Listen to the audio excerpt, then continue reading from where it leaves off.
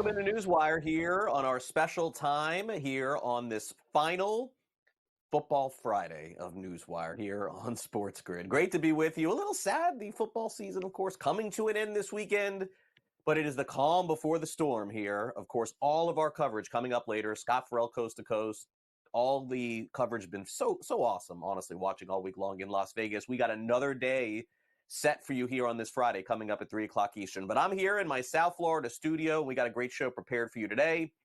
Warren Sharp, who is in Vegas, is going to give his final opinion to me here on the show on some of the positions potentially for the big game coming up on Sunday. Vinnie Iyer will do the same. We got some news notes. We got some big headlines to go over, some surprises going on in sports as well, including an injury in Major League Baseball all of a sudden that we just found out about this morning, and some news from the college football ranks as well. A new head coach at Boston College.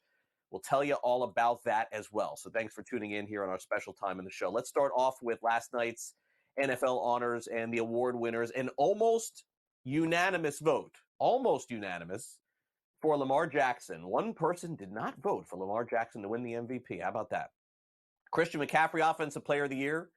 Myles Garrett, Defensive Player of the Year. C.J. Stroud, no shock here. Rookie of the Year. Will Anderson Jr., great year as well on the defensive side. Comeback Player of the Year, by the way, was Joe Flacco. How about that? Everyone just penciled in DeMar Hamlin at the beginning of the season. Flacco came on great late for the Cleveland Browns. Cameron Hayward, also congratulations to him winning the award as well. All right, so those are the awards last night. Now, not all of the best news coming out of the NFL yesterday. Late afternoon yesterday as well.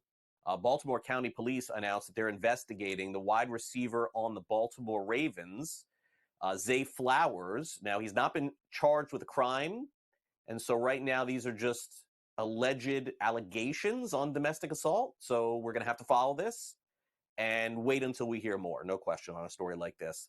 Chiefs General Manager Brett Veach says re-signing Chris Jones, Ladarius Sneed in the offseason is a priority. Sneed, by the way, has been one of the best defensive players in the NFL this season and may have won the game for them against the Ravens, punching the ball out of Zay Flowers, in case you missed that a couple of weeks ago. All right, how about the new members of the Pro Football Hall of Fame? This is always a fun story. Andre Johnson, who I covered at the University of Miami, went to their championship game. Johnson was fantastic in that game he is in at wide receiver. Dwight Freeney on the defensive end side, one of the most dominant players there. Another member of the Hurricanes, Devin Hester, of course, one of the great return men of all time with the Chicago Bears. Julius Peppers, Patrick Willis, Randy Gradishar, formerly of the Denver Broncos, who I used to watch when I was a kid. And, hey, Steve McMichael, that is the story right now, the Pro Football Hall of Fame. He's suffering right now from ALS. A heartwarming story to see McMichael from that great Bears team in 1985 get into the Pro Football Hall of Fame. And also the Washington Commanders, they're expected to hire Brian Johnson, the former Eagles offensive coordinator, going to take a prominent role on the staff. Of course, Cliff Kingsbury is the offensive coordinator there. Okay, for those of you who have been following our coverage over on Radio Row, maybe you saw this, maybe you didn't, but good news for you. We're going to show you again. Donnie Rightside had a chance to catch up with Packers guard John Runyon Jr. He saw these teams, Chiefs and 49ers, and he weighs in on their potential coming up this Sunday. But we are at Super Bowl 58, and I love having you here because you know why? You played Kansas City. You played San Francisco. Talk about maybe some of the differences by going up because, by the way, two really good defenses. Definitely. That's what I was going to say. Yeah. Kansas City, we played them at home, Sunday Night Football. Great defensive line. Spagnuolo, he's going to attack the weaknesses of whatever he sees on that San Francisco side of the ball, that offense. And he's a great coach. Been doing it for a long time. Likes to bring a lot of pressure, put pressure on the quarterback to make sure he's got the protections going. Running back has to know where he's going to fit in the protection as well. Yep. So, I'm confident in both teams. They're going to have 2 weeks to prepare for this game. And going to the flip side, the 49ers defense, they got playmakers everywhere on that defense. Yeah. I think they got one of the best linebackers probably in all of the NFL and great D linemen all across the board. Seems like they're all first-round picks. On the back end, they're great as well, too. So they all are where they need to be at the correct moment. And I feel like that's just what has gotten them to this point. And along with that, they're good offenses to complement it. And they do what they need to in the moments they do. And that's just how they've won all season. Yep. So two very similar teams, and it'll be exciting to watch. It'll be a fun Super Bowl. Let's put you on the spot here. Who do you think wins this football game? Ooh, that's tough. But looking back, kind of how the performance has gone the last few weeks, the Chiefs kind of started off slow this season and then picked it up, I feel like, towards the end of the season, where for me the pause in it is the 49ers. Kind of feel like they've been regular season, been really good, playoffs, kind of up and down, you don't know. So if I had to choose, I'd probably say the Chiefs. There you go. Yeah. You said it all right now. Good stuff all the way around. He's John Runyon Jr. Maybe you stay with the Packers, maybe moving on, but a dominant offensive line nonetheless. Thanks for joining us today. I appreciate it. Appreciate it. Thanks for having me. Fantastic. All right, great interview, Donnie. And, I remember John Runyon Sr. playing for the Philadelphia Eagles. I feel older and older every day. By the way, the top story in college football, in college sports today, Bill O'Brien has accepted the head coaching gig at Boston College University. So there is Bill O'Brien headed over to BC. Now, we also have some other news. Florida State has filed to dismiss an ACC lawsuit, arguing that it's fundamentally flawed, the ACC and FSU going back and forth over money. The Southeastern Conference is going to distribute, get this, $51.3 million from their 2022-23 fiscal year. Think about this. That $51 million doesn't include Texas, doesn't include Oklahoma, as the SEC adds new teams coming up next year. Wow, they can imagine. All right, Wink Martindale is leaving the NFL, and he is going to college football. How about this one? He leaves the Giants, formerly of the Ravens, and he's going to the University of Michigan. So Wink Martindale ends up there. And also the ACC is going to hold 5 straight men's basketball tournaments in North Carolina. Jim Phillips, the commissioner, is estimating the economic impact could be about $400 million. So congratulations, of course, to them. All right, in the NBA, OG Anunoby, he's undergoing surgery. He's going to having some what they're calling loose bone fragments in his right elbow. Is considered minor. He could return in 3 weeks. Trades yesterday, there were a bunch of them. The ones that happened after our show, headlining the Hornets finalizing a trade to send P.J. Washington to the Dallas Mavericks.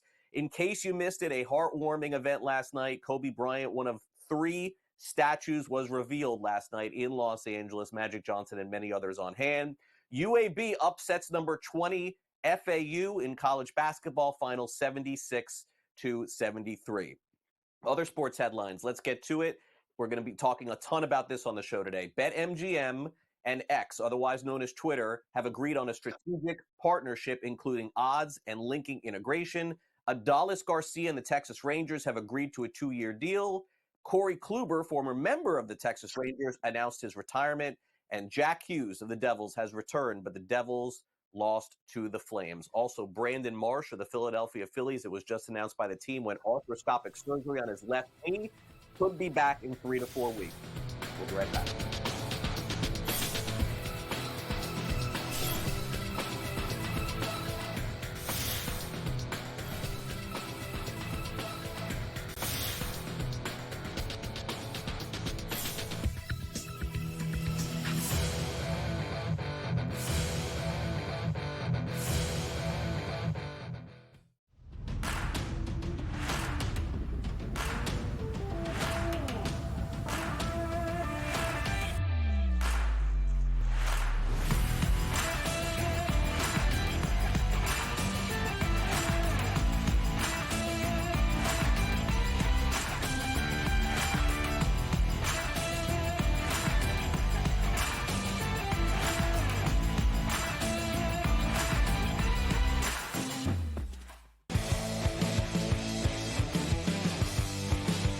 .47 is one of the hardest numbers to beat, period, for an NFL football game.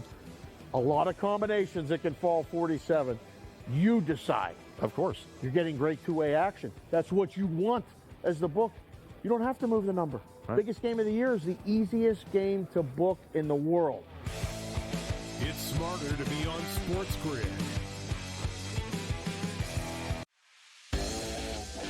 8 minutes to go in the fourth quarter.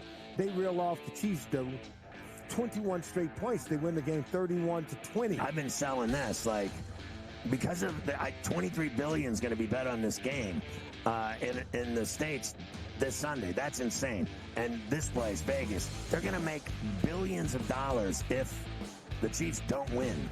Pharrell Coast to Coast. Only on SportsGrid. I'm digging deep, fellas. I'm digging deep. Christian McCaffrey minus 220. Donnie, how could you do that? The price point is way out of control in this.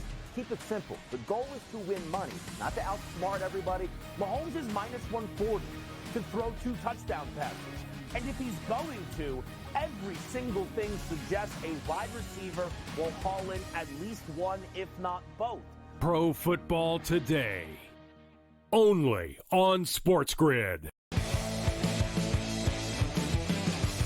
0 points scored in the fourth quarter of that Falcons Super Bowl, and the Niners were shut out. Yep. So in the 2 biggest games of the 2 Super Bowls, one as a coordinator, one as a head coach, he hasn't scored a single point in the fourth quarter. I tell you what, if they don't, on Sunday, they're not winning the game, bro. Exactly. It's smarter to be on SportsGrid.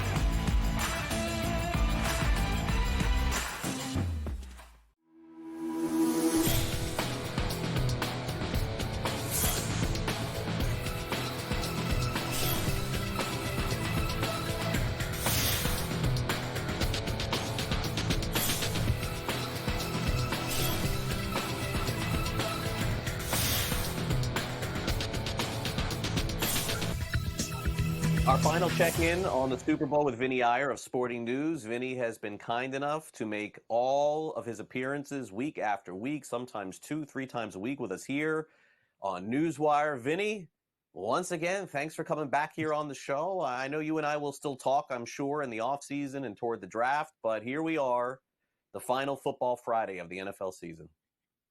Yeah, I'm excited. Let's bring on the game. It's been too much hype and talk, and other things have gone on, and we just need it to come. It just takes forever, it seems like, for the Super Bowl to arrive. You're all jacked up for the rest of the playoffs, and then this 1 week lull is just too much. Yeah, it does feel a little. I feel like that today.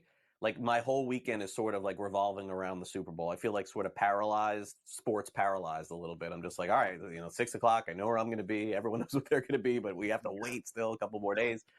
Look, the NFL has tried to add some events, announcing the Hall of Famers, announcing last night NFL honors, the awards. So we can do that. Let's start there before we get to the game. So Lamar Jackson, almost a unanimous MVP voting. I don't get how he wasn't unanimous, but let's not focus on that. Let's focus on him winning. Christian McCaffrey, no surprise, Offensive Player of the Year. Garrett was amazing for Cleveland. CJ Stroud, easy Rookie of the Year there on offense. Will Anderson on defense. Joe Flacco is a great story, Vinny, because if I would have told you that in October, Vinny, what would you have said to me? Joe Flacco is the comeback player of the year. You would have said, on what team? Who he's not playing right now. And then the Walter Payton Man of the Year Award, which is a huge award, just prestigious for the things that are going on off the field. Cameron Hayward ends up winning that too. So I suppose, pick your guy here. What do you want to dissect? The floor is yours, so to speak.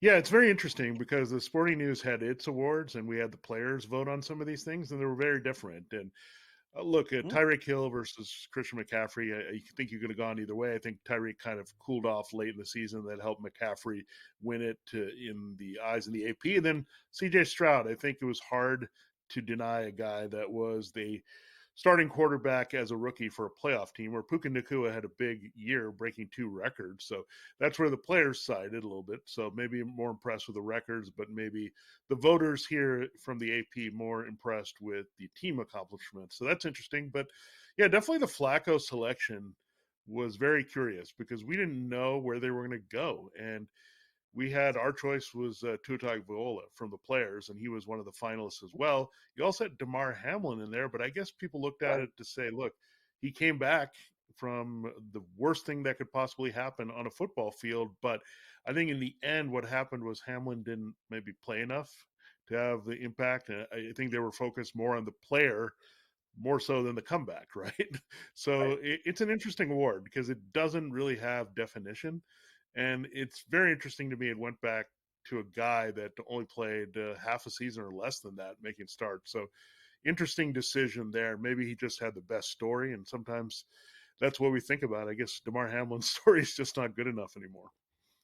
Yeah, no, I mean, it's an all-time NFL story with what happened Yeah. to DeMar Hamlin. But I would also add, as far as on the football field, if you had one moment to pick for DeMar Hamlin this season on the football field, let's be honest, it would have been that punt return, that didn't go the way it was supposed to go. I mean, I'm just being honest. I mean, Yeah, that's true. what I remember I from think this that's season basically was what happened. Yeah, he didn't play. I mean, you have to play a little bit. The comeback was there, but they also rewarded the player part of this. And Joe Flacco did play at a high level, coming off his couch. I guess he came back from his couch and getting away from his kids for a while. So that's what he got out of it, I guess. It is. Look, I mean, Hamlin did play on special teams a lot, but it's hard to win that award not having a prominent role. But story of the decade probably in the NFL. Yeah. Okay, now let's move on to the game on Sunday. 49ers, most places -2.5. I say most because we have seen some -2s in some spots.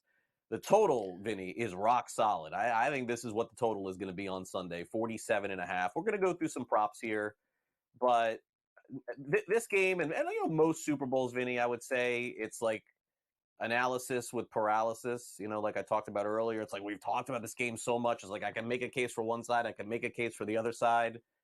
SportsGrid asked me to make a pick, and I said my favorite one of all, like just of the general ones, was over 47.5.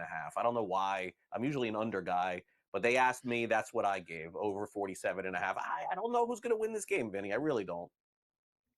Yeah, I think the one thing that is in your favor for 47.5, and I do like the over as well. I like it going easily over because, look, the Chiefs offense, they do the things well right now in the playoffs that the 49ers have struggled with in the playoffs. They haven't stopped the run well. The Chiefs have been committed to the run. They haven't covered the tight end or the slot well at all. We saw Detroit gash them in the middle of the field, and that's what the Chiefs are going to do with Rashee Rice and Travis Kelce. So there should be I think the Chiefs will take care of their side of things.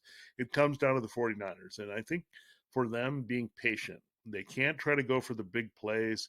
They could come, right, if they throw short to Christian McCaffrey or Deebo Samuel, but I wouldn't force the ball downfield. This is the Chiefs' strength, their pass rush, their coverage there. So if they feed McCaffrey like they usually do, 20-plus times per game, then they're going to score points because he's the key. I mean, the Chiefs gave up 4.5 yards per carry in the regular season. I think the Ravens should have stuck with the run a little bit more in the AFC Championship game. We know the 49ers do not abandon the run. So I think McCaffrey and Mahomes are going to be the key guys to pushing this over. Yeah. My analysis for this is like very rudimentary, but my feeling on it, Vinny, in this game is after watching the playoffs and not thinking of the referees, it tells me I don't think they're calling much, man. I think they're going to let them play. It just feels that way. There hasn't been any controversy with calls. The only penalties we saw were the Ravens smacking around the Chiefs and getting those, personal fouls. Other than that, it was pretty much, clean play for a lot of the playoffs. So I don't know if that's like a memo sent down or whatever it is, but that's why I just don't think that you're going to see a lot of plays called back. Okay, anytime touchdown score. Let's take a review here. Tell me if you like any of these. McCaffrey's not bettable at -230. Why would you? So let's go to Pacheco, Kelce, Rashee Rice, Deebo Samuel. Do you like any of those on that list, Vinny, or is there anyone else that I didn't mention? Yeah, I think one thing you could look at with McCaffrey is go for the 2 touchdowns. That's what he does, right? He's scored 2 touchdowns in all the playoff games. Go for that. That's where you're going to get the value, right? If you're going to go after him. Now, Pacheco also, I don't feel like you're getting a lot of value on him, and the Chiefs are a little bit unpredictable near the goal line. So I do like the Travis Kelce one quite a bit, and I do like Deebo Samuel because they can use him on short passes. We've seen them use him in the rushing attack. There's going to be some attention on McCaffrey, and Samuel can take a short ball in the distance, and I think he's going to have to be a key player this one. So of those I like the most, I think Kelce and Samuel right there in the middle. I know we touched earlier in the week on the MVP. Mahomes is +150. Purdy is +210. McCaffrey has moved back to +450. I don't know if you noticed this. It was like +390, +380. He's moved back a little bit here. Kelce 14-1. Deebo is 25-1. Any thoughts there? Yeah, I think if you believe the 49ers are going to win the game, I think that would imply that Christian McCaffrey would be the MVP because I think he has to have a big game for them to win. So when you correlate that, and I say, yeah, you go after McCaffrey. But keep in mind, it's been a long time since we've had an NFL rushing champion also win the Super Bowl. You're going to have to go back to Terrell Davis and the Broncos. But guess what? Terrell Davis was also Super Bowl MVP. So if a guy's going to have a big game and carry his team and be the rushing champion and deliver in the Super Bowl, it's going to be McCaffrey. So I love the McCaffrey value there if you can get it, because, again, if the 49ers win, he's the best player on the field. There's a good chance he will win the MVP. All right, let's look at Mahomes' props real quick, and then we'll let you go here. The passing yards at 262.5, 1.5 on the touchdowns, and we've seen a jump in his rushing yard prop in this game to 26.5. Generally, Vinny, it's been a lot lower in most of the games this season. Yeah, I do like taking the over on the TDs and the rushing yards, actually. The passing yards, if the defense dominates, has a good game, he's not going to throw a lot. So I do love the rushing yards. The 49ers do give plenty in that department. All right, Vinny, enjoy the game. We'll catch up soon. Thanks for coming on. All right, thanks, Craig. See you. All right, Vinnie Iyer, Sporting News. We got Matthew Waters from Legal Sports Report up next.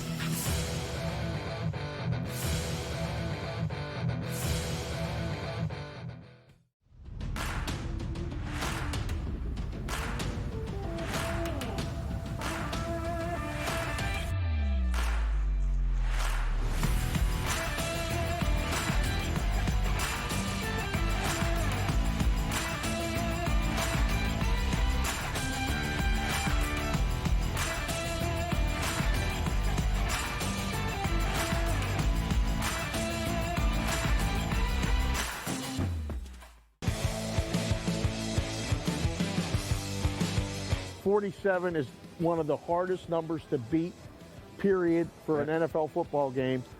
A lot of combinations that can fall 47.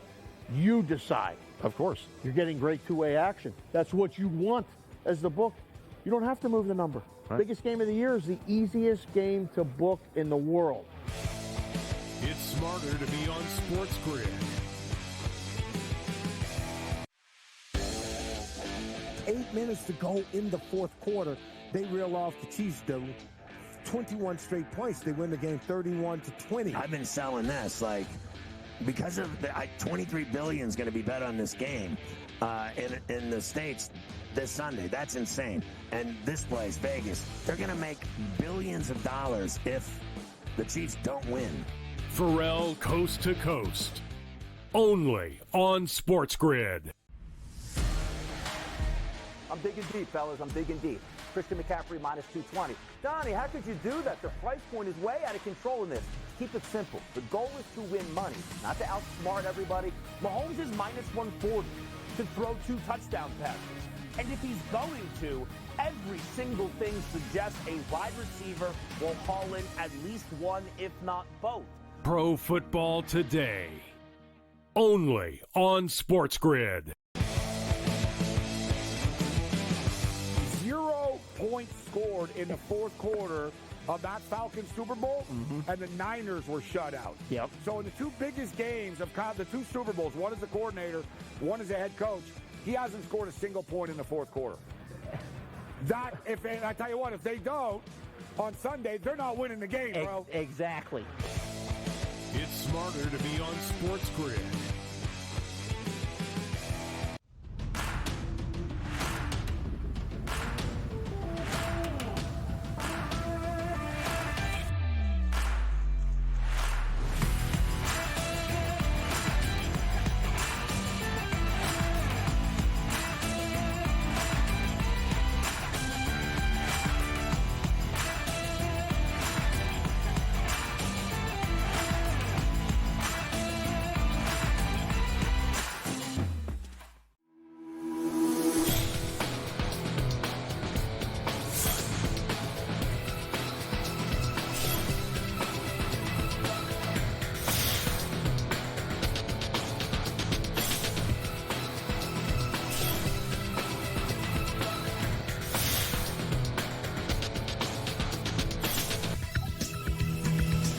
Welcome back to NewsWire here on SportsGrid. Craig Mish joined now by Matthew Waters of Legal Sports Report as he's ready also to get ready for the Super Bowl. He's joined us all season long talking football, and I mean, great content, Matthew, for you guys this week over at Legal Sports Report. We got controversies, we got Super Bowl updates.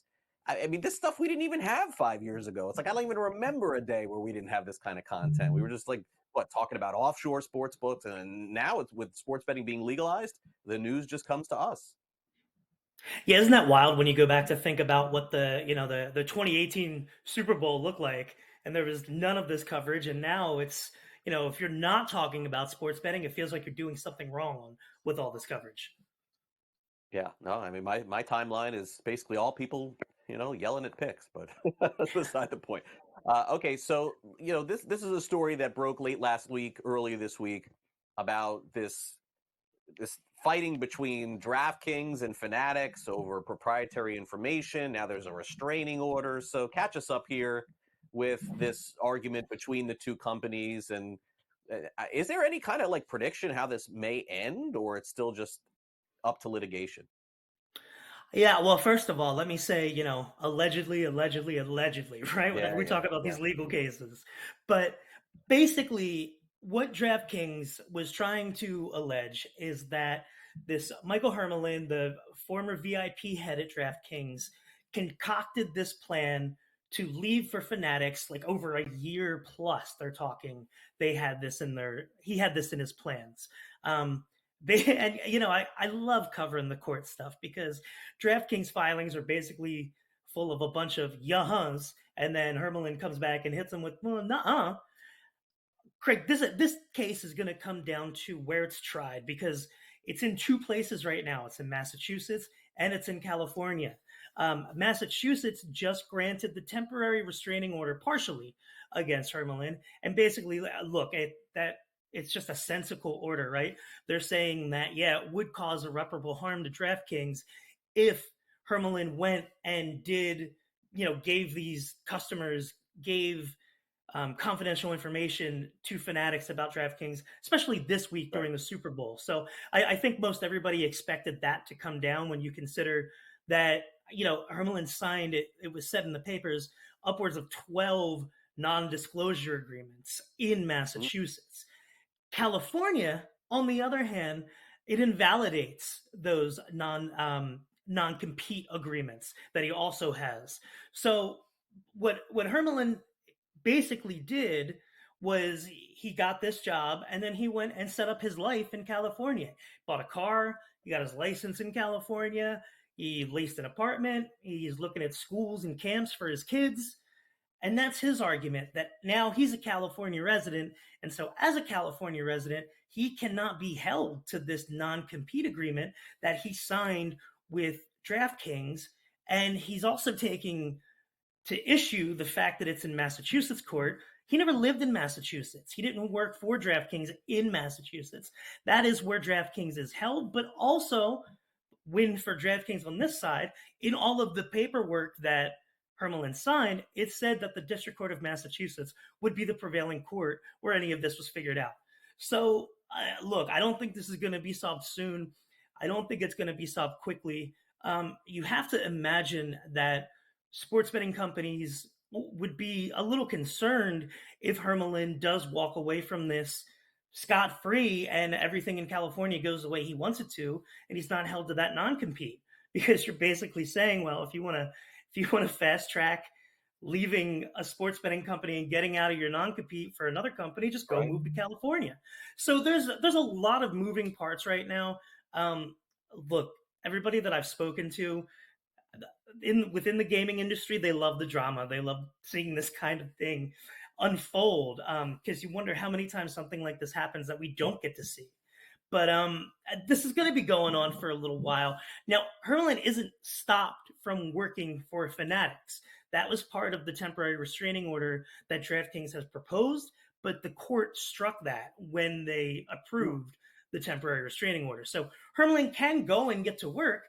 He's just not allowed to talk about anything from DraftKings or give them any information, which, again, he shouldn't be anyway if we're talking about just being good people here. And he has said for the most part that he was not going to do that, that the files that he accessed were while he still worked with DraftKings, and that, yeah, it was on his personal cell phone, but DraftKings didn't give him a work cell phone. And so he was often accessing these kind of things when he was on the road traveling from his cell phone.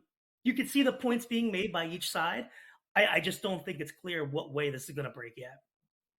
Yeah, no, I would agree. Okay, let's shift quickly here. I know we're on limited time. So what I find fascinating about our next story that we're going to cover here, and for those of you who are just joining us, Matthew Waters is with us. We're diving into the business of sports betting around the country, legalization. A state that does not have legalized sports betting is Oklahoma. What I find interesting about reading this story over at your guys' website, at Legal Sports Report, is the figures that are being released on the tax rate. Matthew, does that have anything to do with sort of the pitfalls as to what Oklahoma is struggling through? Because we've seen so many higher tax rates, I believe, as opposed to what Oklahoma is pitching here. Maybe it has nothing to do with it, but on our pre-show meeting, I was like, wait, is this 50% or 15%? 15% seems low as compared to the rest of the country, or am I off here? No, well, you're right about the tax rate potentially being a little too low. I think they could get more money and everybody would still be happy. But no, it's not really coming down to the tax rate here, Craig. What we see now, when you look at the states that are outstanding that have not gone ahead and legalized sports betting yet, one component that they all seem to have in comparison to each other is tribal gaming operators. And look, tribal gaming operators want to be the operators of gaming in that state. They're not really interested when anybody's coming to them with a proposal that's going to expand gambling and then bring private or state entities into it. And that's what Stitt's plan does, Governor Stitt. He would allow the tribes to offer in-person sports betting, but online sports betting, that would go through the Oklahoma lottery and they wouldn't see any part of that. And so it's obvious that the tribes are not going to like this, right? And Oklahoma has just been kind of a headache when it comes to sports betting since 2020, when Governor Stitt tried to, I don't want to say sneak it in, but look, he went to two of the smaller gaming tribes in the state and in a compact with them said, yeah, you can have event wagering. Right. And the legislature, everybody was taken aback by that and said, you can't just do that. You can't approve something in a compact that isn't legal in the state. And obviously they were right about that. And he lost that court fight. And so sports betting never did come to Oklahoma. I don't think Stitt's bill is going to be what gets it done. I think you're going to have to give the tribes a piece of the online market if you really want to get to a place where both sides are able to come to an agreement here. I don't see any way that the tribes would say, no, you take the online, we'll keep the retail, that's fine. Sure. That would be ridiculous from their argument. So I don't know if this is going to be the year for Oklahoma. There are multiple bills and there is a conversation. And whenever there's a conversation, you have a chance, right? But this is one of the states where it is just sticky when it comes between commercial gaming and tribal gaming and who's going to set the rules and who deserves to have these licenses run through them. Yeah, and I would tell you, although this is not being discussed, Matthew, maybe it's a future column for you. I don't know. I'm just throwing ideas out there. If people don't think that Florida hasn't set the bar for states like Oklahoma and California and all of these other places, I mean, basically the tribe in Florida got it done, and they're the ones profiting off this. And I am sure around the country they're looking at that model saying, hey, they got it, we should be next. That should be the way it should go. But we will see what happens in Oklahoma in the future. Okay, got a couple of minutes left. Let's get to the very latest over on BetMGM. We're seeing their ads and their partnership right now with X, formerly known as Twitter, and some revenue numbers coming in as well. Yeah, so BetMGM hit the top of their guidance range for revenue in 2023. They said it was going to be between 1.8 billion to 2 billion. They come in at 1.96 billion. So not bad by the accounting folks over there to hit that right. Now, it's interesting, though, because they lost market share between sports betting and iGaming this year compared to last year. Last year, they were at 19%. This year, they're at 14%. But They're positive in their cash flow EBITDA. They're growing their revenue. You know, that revenue number was up 36% from last year. So BetMGM is doing everything right at this point, except for that, you know, that market share going down a little bit. They want to be between 20 and 25%. But what is one way to get yourself in front of a lot of people, Craig? It's to partner with X. And what's funny here is when in 2018, when PASPA fell and everybody was starting to think about their sports betting products, everybody was trying to differentiate a little bit. And one of the differentiators was, well, everybody talks on social media about sports. What if we brought the social media to our app and give them a place to talk and everything? But that never really took off because Twitter was always the place to talk about sports betting. Right. Now, MGM is built into it. You have to wonder what that's going to do for their numbers. And, you know, this time next year, what are we going to be seeing about their handle share? I think this has to help. Yeah, would agree. Matthew, great stuff as always. Enjoy the Super Bowl. We'll talk next week. Thanks for coming on NewsWire. Thanks, folks. Take care. All right, Matthew Waters from LegalSportsReport.com. Read all of their columns for everything that happens between now and Super Bowl Sunday. I'm sure there'll be news. Warren Sharp's up next.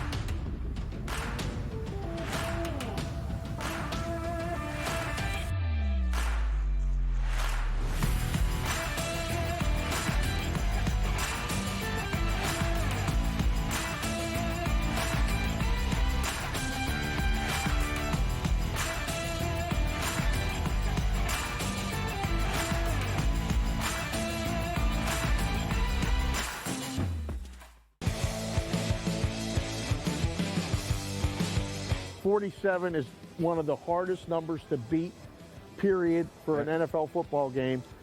A lot of combinations that can fall 47. You decide. Of course. You're getting great two-way action. That's what you want as the book. You don't have to move the number. Right. Biggest game of the year is the easiest game to book in the world. It's smarter to be on SportsGrid. 8 minutes to go in the fourth quarter. They reel off the Chiefs, do 21 straight points. They win the game 31-20. I've been selling this, like, because of the 23 billion is going to be bet on this game in the States this Sunday. That's insane. And this place, Vegas, they're going to make billions of dollars if the Chiefs don't win. Pharrell Coast to Coast. Only on SportsGrid. I'm digging deep, fellas. I'm digging deep. Christian McCaffrey minus 220. Donnie, how could you do that? The price point is way out of control in this. Keep it simple. The goal is to win money, not to outsmart everybody. Mahomes is minus 140 to throw 2 touchdown passes. And if he's going to, every single thing suggests a wide receiver will haul in at least one, if not both. Pro Football Today. Only on SportsGrid. 0 points scored in the fourth quarter of that Falcons Super Bowl, and the Niners were shut out. Yep. So in the 2 biggest games of the 2 Super Bowls, one is the coordinator, one is the head coach, he hasn't scored a single point in the fourth quarter. And I tell you what, if they don't, on Sunday, they're not winning the game, bro. Exactly. It's smarter to be on SportsGrid.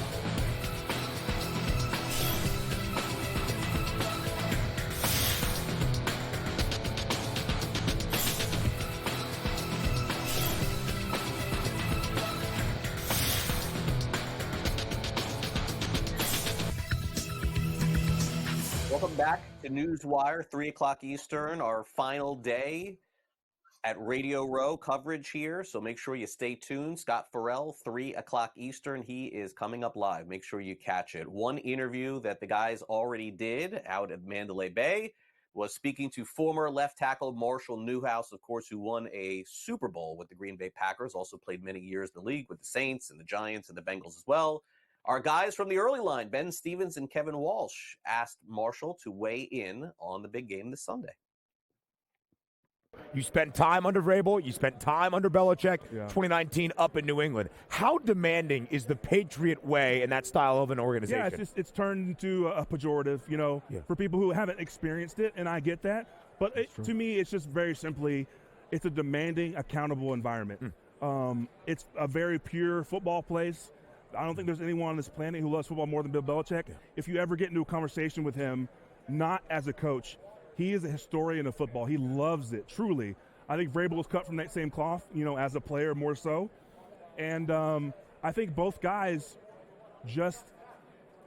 they build programs based on accountability. Yeah. And then ultimately they get guys to buy in because the winning ultimately is the byproduct of that.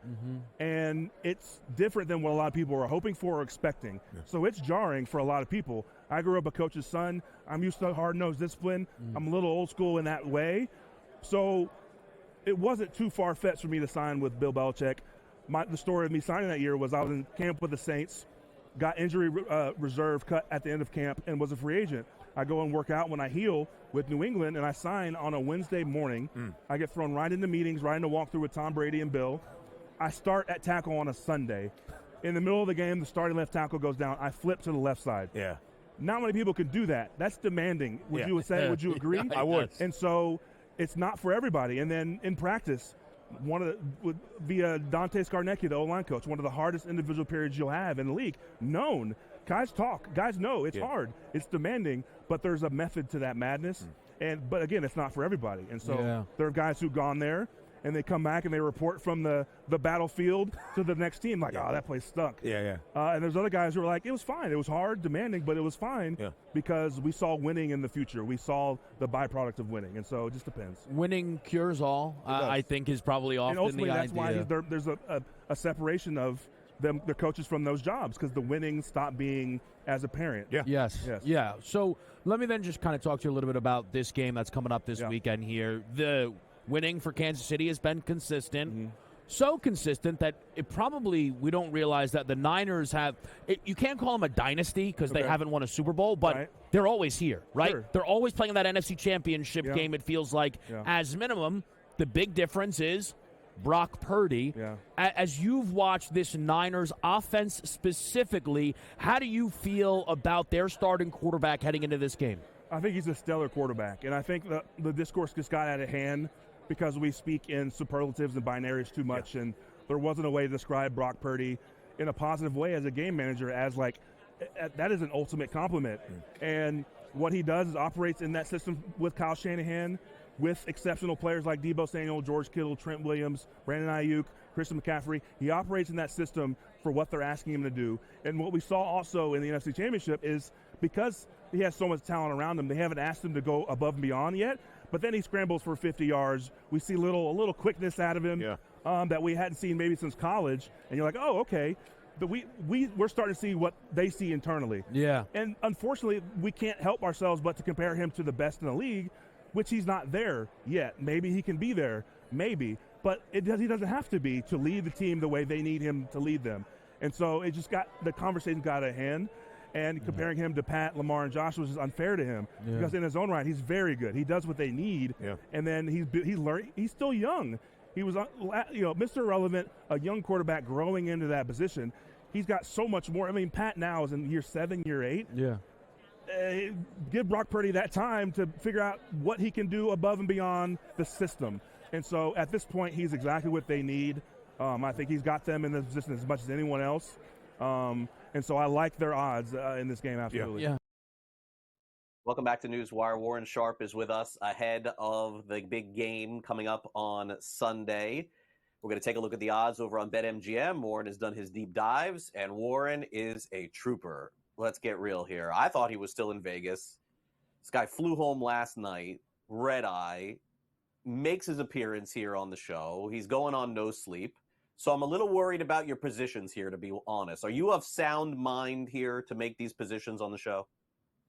Sound mind and body. Look, it was a business trip for me. Even though we were out in Las Vegas, I was very conscious about, alcohol consumptions, hours of late nights. So I did my homework. I was a good boy out there, and I'm certainly jacked up to share some prop bets with you and talk about some angles for this game. I think it's going to be an outstanding game.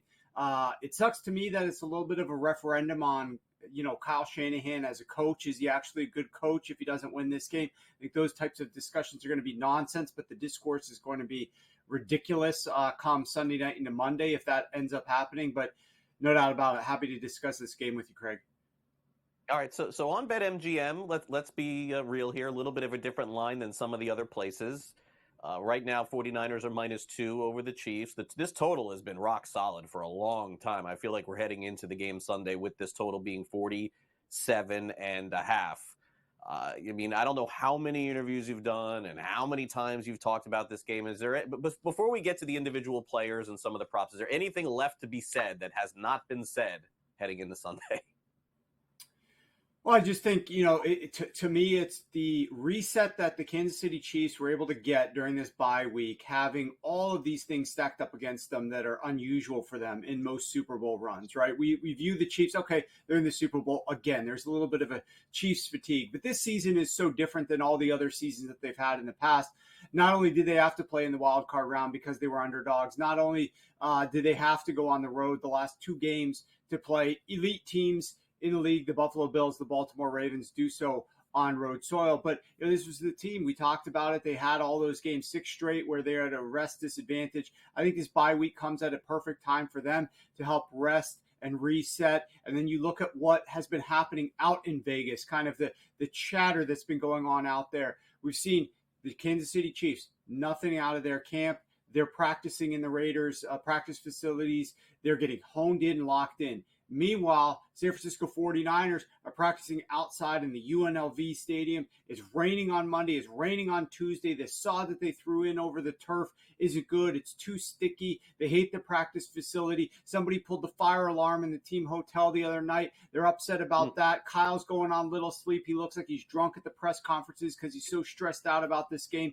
So both of these teams are entering it from very different places at this juncture. And I'm just really interested to see if that stuff ends up mattering on Sunday.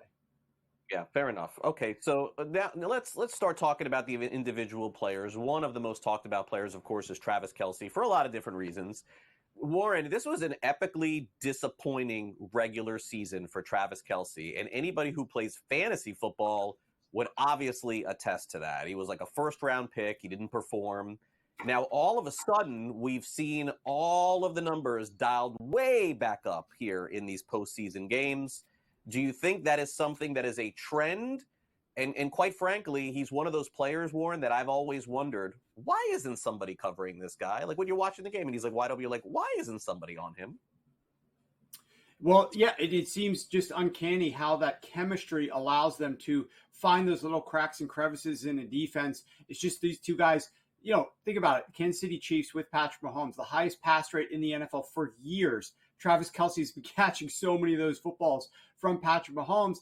And so they've developed this uncanny chemistry that most tight ends don't have with their quarterback because oftentimes tight ends aren't the number one option. But for Mahomes, this has been the case for years now. When you look at this 49ers defense, they are great against tight ends, one of the top 5 teams against tight ends. However, when you pass the ball between the numbers, this defense ranks number 1 in success rate, number 1 in EPA, and I think number 2 in yards per attempt versus tight end targets between the numbers. But to the perimeter, much worse. Number 19 in EPA, number 22 in success, and number 11 in yards per attempt. You can have success here against these linebackers of the San Francisco 49ers, and we saw a lot of guys do that. Laporta went off for 9 of 13. Hawkinson, 11 of 12. McBride, 11 of 12. So I absolutely think that we're going to have opportunities for Travis Kelce to still find success despite going up against the strength of the Niners defense, which is typically defending tight ends. All right, now let's move on to the other side of the coin, which is the San Francisco 49ers. There's a lot of data that points to just how important Deebo Samuel has been to the 49ers since he's come to the team. And by the way, let's be real. I mean, he probably was this dynamic, honestly, but he was hurt a lot in his first year in the NFL. Then all of a sudden, he was just an absolute juggernaut when he was on the field with the 49ers, combined with Christian McCaffrey. It's made that offense so dynamic. It has, and he is the guy that you just can't cover because he's all over the place. Like there's no set pattern as to where this guy's going to be catching the ball. Is this guy going to be getting the ball on a handoff? Where's he going to appear? But one thing is for sure, when he is in the game, he affects it unlike most other players. And, he ran in that last Super Bowl 53 yards on just 3 carries. And it wasn't just one run for 50 yards and then 2 for 3. And this guy was getting chunk plays on the ground. I think Kyle Shanahan is going to want to get the ball into his hands as much as possible. It's going to play into one of the props that I have here in a moment because I really think that we're going to be seeing a lot of utility out of some of the secondary options for the San Francisco 49ers because I'm envisioning a world, and I absolutely could be wrong here, but there is a universe where we do not see a Christian McCaffrey 100 out of 100 type game here. We see a Christian McCaffrey game where he's good, he's comfortable, but he's not elite. And we also see Brandon Ayuk get limited a little bit. So where does the rest of the offense come from the 49ers? All right, let's close out an epic season of props here on the show with some Super Bowl props, Warren. Are you down on any positions yet? Are you still waiting on anything? Let's kind of take a quick look at some of the ones you like. Yeah, still waiting on a couple of things, but I will toss a few out there, and we'll hit a fun one at the last second here. Kyle Juszczyk, there's different ways to play him. I like to play him longest reception over 3.5 yards. I think over 4.5 receiving yards is fine as well. I would not go yes to him catching the ball because that's like minus 160. Just go over his yardage. He's not going to catch a ball, well, knock on wood, that's going to be for like 2 or 3 yards. So I think that's one that I like. Harrison Butker, field goals over 1.5. I think that's another one where they're going to be a failure or two down inside of the red zone. 3rd and 9, 3rd and 8, we're going to kick a field goal, but also potentially one from further out. Total sacks under 4.5. If you want to lay a little bit more juice, 5.5. I think that we're going to see these quarterbacks get the ball out quickly enough that we're not going to see a ton of sacks. A lot of holding is going to be allowed by these referees in general in this game, and so we're not going to see 5 sacks. So under 4.5 probably okay as well. The fun prop, if you see it at your books, go over the number of jets in the flyover. If you got 4.5, go over that. If you got 5.5, go over that. Witnessed it firsthand. You're going to want to go over 5.5. Yeah, I'm going to have to look for that. I don't know if I'll be able to find it, but I'll look. All right, Warren, great football season with you. I know we're going to talk some more, of course, after the season is over, but thanks for coming on all season long. Really appreciate it. Absolutely. Let's hit it up Monday morning, get some recap of this game. I'm looking forward to it. All right. We'll be right back to wrap it up next.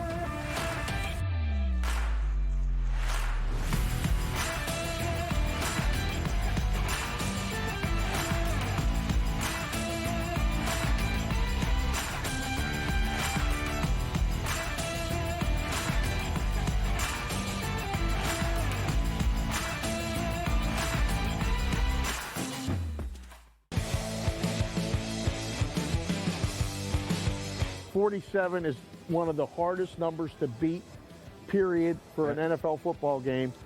A lot of combinations that can fall 47. You decide. Of course, you're getting great two-way action. That's what you want as the book. You don't have to move the number. Right. Biggest game of the year is the easiest game to book in the world. It's smarter to be on SportsGrid. 8 minutes to go in the fourth quarter. They reel off the Chiefs, do 21 straight points. They win the game 31-20. I've been selling this. Like, because of the $23 billion is going to be bet on this game in the States this Sunday. That's insane. And this place, Vegas, they're going to make billions of dollars if the Chiefs don't win. Pharrell Coast to Coast. Only on SportsGrid. I'm digging deep, fellas. I'm digging deep. Christian McCaffrey minus 220. Donnie, how could you do that? The price point is way out of control in this. Keep it simple. The goal is to win money, not to outsmart everybody. Mahomes is minus 140 to throw 2 touchdown passes. And if he's going to, every single thing suggests a wide receiver will haul in at least one, if not both. Pro Football Today. Only on SportsGrid. 0 points scored in the fourth quarter of that Falcons Super Bowl, and the Niners were shut out. Yep. So in the 2 biggest games of kind of the 2 Super Bowls, one is the coordinator, one is the head coach, he hasn't scored a single point in the fourth quarter. And I tell you what, if they don't, on Sunday, they're not winning the game, bro. Exactly. It's smarter to be on SportsGrid.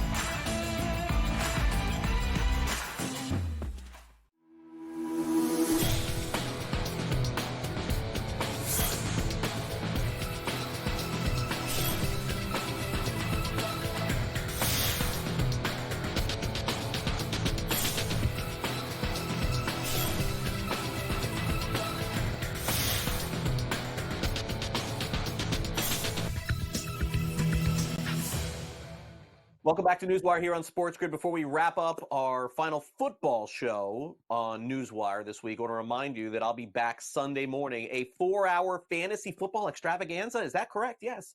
8 a.m. to 12 p.m. Eastern. Myself, Davis Maddock, Matt Stryker, Joe Pisapia, Sunday morning, 8 a.m. to 12 p.m. Eastern. And then I'm going to go to the suite that I purchased at the Super Bowl because I bought it for $2.5 million. No, I didn't, but that's what it costs. $2.5 million for this luxury suite at the Super Bowl. Here's what it includes. 20 tickets, 2 parking passes, food and beverage. If you get a whole group of people together, that's $125,000 per person to watch the Super Bowl at Allegiant Stadium and doing it the right way. Our producer, Michael Cohen, is going to be there. You can meet him, hang out. You guys can chop it all up, enjoy the food, have a great time. Probably not, but anyway, that's the cost. All right, thanks to Matt, our director. Thanks to Frank, our associate producer. And as I mentioned, Michael Cohen, our producer of these shows all week long. We get back to our normal schedule Monday morning, 11 a.m. Eastern, for our next edition of NewsWire. Also, thanks to Vinnie Iyer for coming on the program. Also, Matthew Water from Legal Sports Report and Warren Sharp, who's been on with us all season long for the Sharp Report. Also, don't forget, coming up 3 o'clock Eastern today, our Radio Row continues from Mandalay Bay. You know who's going to be there. It is Scott Farrell, Coast to Coast. It's been some incredible programming, I thought, all week long, and that will continue this afternoon. So as I mentioned, I'll be back with you Sunday morning, right before the big game, 8 a.m. to 12 p.m. Eastern. Then Pro Football Today takes over, leads you all the way up into the Super Bowl, give you all kinds of great information, help you out in daily fantasy, give you some positions for the big game coming up as well. What an awesome week it has been for me here on NewsWire, doing, I think, some fun shows, even with a different time slot, great guests, and giving you all the content for the football season. But guess what? It all ends on Sunday, and Monday morning we'll recap it for you. So enjoy the big game if I don't see you until then, and I look forward to catching up with you again after the Super Bowl Monday morning. Have a great one.